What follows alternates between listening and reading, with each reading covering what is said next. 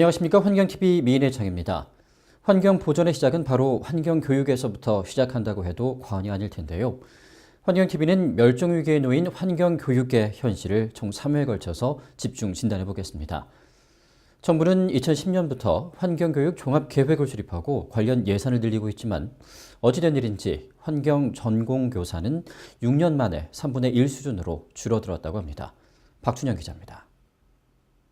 서울 마포구의 숙문중학교. 자신의 생각을 이야기해 친구들과 공유하며 환경의 가치를 되짚어 볼 수 있는 환경 교과목 시간입니다. 어떤 일을 하면서도 환경은 배제될 수 없다고 느꼈어요. 그래서 환경은 되게 재밌으면서도 유익한 교육 과목인 것 같다고 생각이 들었습니다. 환경을 배우면서 우리가 일상생활 속에서 또 실천할 수 있는 몇 가지 방안들도 배우고 또 구체적으로 이렇게 알게 되니까 다른 친구들이나 가족들에게도 환경에 대해서도 또 알리고 또 내 자신의 행동도 변할 수 있는 그런 계기가 된 것 같아요. 하지만 허용된 시간은 일주일에 단 한 번 40분. 이마저도 있으면 다행입니다. 전국 중고등학교에서 환경 과목이 있는 곳은 전체의 8.9%인 496곳에 불과한 데다 환경 과목 교사는 전국을 통틀어 70명밖에 되지 않기 때문입니다. 이 청구 개정 교육 과정에서는 초등학교에서는 7과목, 중학교에서는 8과목, 고등학교에는 9과목밖에 편성을 못하게 되어 있었어요. 그래서 사실은 입시 위주의 국영수사과를 편성하고 나면 다른 선택 과목들은 사실상 선택받기 힘든 상황이었죠. 그래서 그때부터 지금 현재까지는 환경교사들이 다른 과목, 예를 들어서 진로 과목으로 많이 넘어가 있는 상태이죠. 환경교육의 입지는 2015 교육과정이 시작되는 2018년에 더 열악해질 것으로 보입니다. 자유학기제 적용으로 교과별 학습량이 20% 감축되는가 동시에 진로 과목이 필수 교과로 들어가 환경교과의 편성률은 더욱 줄어들 전망입니다. 지난 경주에서 발생한 지진과 같은 문제들 500여 회 이상의 지진이 발생을 했거든요. 그럼 여기서는 지진으로 인한 원전 사고의 우려도 있는 상황이고요. 이때 이와 같은 내용들을 이야기해 줄 수 있는 환경교육 그리고 환경교사 필요하죠. 그 내용이 2015 개정 교육 과정에서 소외되었다는 게 세계의 교육 방향과는 조금 반대로 가고 있지 않는가. 정부는 2011년 제1차 환경교육 종합계획을 수립할 당시 환경교육 분야에서 265억을 투입, 가시적인 성과를 내겠다고 공언했지만 현실은 정반대로 가고 있습니다. 환경 과목은 아무나 가르쳐도 된다는 안일한 인식 때문에 멸종위기에 놓인 환경교사들. 날이 갈수록 갈 곳을 잃고 있는 환경교육의 현 주소는 지금 어두운 터널 속을 지나고 있습니다. 환경TV 박준영입니다. 다음 소식입니다. 섬진강 무릉도원 침실습지가 습지보호지역으로 지정됐습니다.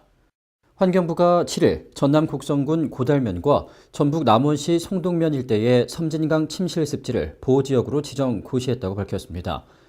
침실습지는 국립환경과학원 소속 국립습지센터가 2005년부터 2010년까지 실시한 전국 내륙 습지 조사에서 처음 발견됐습니다. 섬진강 중상류부에 위치한 자연형 하천습지로 안정적인 수변 생태계를 갖추고 있어 멸종위기 야생생물을 포함한 다양한 생물종이 살고 있는 것으로 알려졌습니다.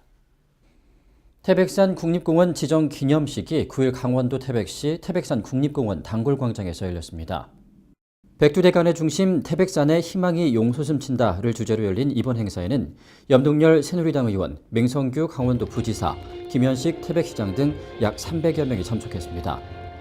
환경부는 이날 기념식에서 국립공원 지정으로 지역 주민의 소득이 평균 400% 증가한 국립공원 명품마을 사례를 소개하는 등 자연공원 보전의 중요성을 홍보했습니다. 또 환경부는 지난 8월 22일 제22호 국립공원으로 지정된 태백산의 야생생물 서식지를 복원하는 등 생태계 건강성을 증진시킬 예정입니다. 급속 충전기와 완속 충전기 등의 확대 보급으로 전기차 충전 여건이 개선됩니다. 환경부는 현재 전국에 설치된 급속 충전기 750기와 완속 충전기 9,258기를 내년 6월까지 급속 충전기 1,915기, 완속 충전기 19,579기로 확대 구축할 예정이라고 밝혔습니다. 환경부는 급속 충전기 180기는 내년 2월까지, 250기는 내년 6월까지 설치할 계획이며 한국전력공사도 내년 2월까지 급속 충전기 353기를 추가 설치할 예정입니다. 전국 충전기 위치는 한국환경공단에서 운영하는 전기차 충전소 누리집과 스마트폰 앱 EV웨어와 EV 인프라 등에서 확인이 가능합니다. 진딧물을 잡아먹는 큰 날개의 파리가 국내에서 처음으로 발견됐습니다. 국립생물자원관은 올해 1월부터 시행한 2016년 친환경적 생태계 관리용 천적 곤충 탐색 사업 과정 중 큰 날개 파리의 국내 존재를 확인했다고 밝혔습니다. 큰 날개 파리는 국내 미기록 곤충으로 전 세계에 200여 종이 보고됐으며 유충 시기에 진딧물 등의 해충들을 잡아먹고 사는 것으로 알려졌습니다. 옥수수 등 농작물을 해치는 진딧물, 깍지벌레 등을 주요 먹이로 삼아 생물학적 방제에 활용할 수 있는 생물 자원으로 기대되고 있습니다. 윤현수 아나운서의 에코라이프입니다. 매년 이맘때면 서울 청계천이 이색 등불을 내뿜는 오색 불빛으로 물들곤 합니다. 바로 청계천을 따라 열리는 서울 빛초롱 축제 때문인데요. 올해 빛초롱 축제는 어떻게 꾸며졌는지 다녀와 봤습니다. 안녕하세요. 에코라이프 윤현서입니다. 깊어가는 가을밤을 더욱 아름답게 빛낼 서울 빛초롱 축제가 열렸습니다. 올해도 청계천을 따라 수천 개에 달하는 등불이 설치돼 이곳 청계광장은 어느 때보다도 화려합니다. 쌀쌀함 속에서도 빛초롱 축제가 열리고 있는 이곳 청계천은 등불을 구경하기 위해 나온 시민들로 점점 북적이고 있습니다. 가을밤에 쌀쌀함이 무색할 정도로 등불 축제를 즐기는 시민들 표정은 밝기만 합니다. 올해 축제는 청계광장에서 수포교까지 청계천 물길을 따라 1.2km 구간에서 역사가 흐르는 한강이라는 주제로 진행됐는데요. 시대를 넘어선 서울과 그 일대의 다양한 모습을 선보이며 한강의 문화적, 생활적, 역사적 요소들을 두루 담아냈습니다. 특히 한강을 가로지르는 27개 다리와 국회의사당 등 오늘날 한강의 모습을 세밀하게 담은 작품 한강 이야기는 30m 대형 규모로 조성돼 관람객들의 시선을 사로잡았습니다.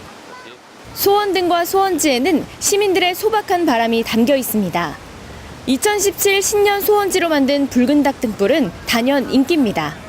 등불을 배경으로 추억을 남기며 잠시나마 추위를 잊어봅니다. 7년 전 처음 시작된 빛초롱 축제는 매년 250만 명이 넘는 국내외 관광객들이 찾으면서 서울의 대표적인 축제로 자리매김했습니다. 해가 지면서 기온이 급격하게 떨어지고 있습니다. 오는 20일까지 축제가 이어진다고 하니까요. 소중한 사람들과 함께 이곳을 찾아 즐거운 시간을 보내는 건 어떨까요? 다만 밤에 열리는 축제인 만큼 옷차림 든든하게 하셔야겠습니다. 지금까지 청계광장에서 에코라이프 윤현서였습니다. 위클리 포커스입니다. 생물다양성 청소년 리더와 그린 기자단의 활동 사례를 토론하고 경험을 공유하는 2016년 생물다양성 청소년 페스티벌이 12일 서울 현대 힐스테이트 갤러리홀에서 열렸습니다. 국립낙동강생물자원관이 미세조류 시조카이트리움에서 항염, 주름 개선 등의 효능을 입증해 특허를 출원하고 11일 파이코일 바이오텍 코리아의 기술 이전 계약을 체결했습니다. 환경부가 글로벌 물산업 강국 도약을 위해 2,300억 원을 들여 조성한 국가 물산업 클러스터 착공식이 10일 대구에서 개최되었습니다. 도심의 훼손 방치된 공간을 생태 공간으로 복원하는 2017년도 자연마당 조성 사업지 공모 결과 부산, 울산 등 6개 지역의 사업 대상지가 최종 선정됐습니다. 모든 환경 규제를 풀고 전통 에너지 산업으로 돌아가자던 트럼프가 미국 대통령이 됐습니다. 지구 환경의 재앙이다라는 표현까지 등장하고 있는데요. 재임 기간 4년, 이 트럼프의 행보에 전 세계의 이목이 집중되고 있습니다. 환경TV 민혜창 여기서 마칩니다. 고맙습니다.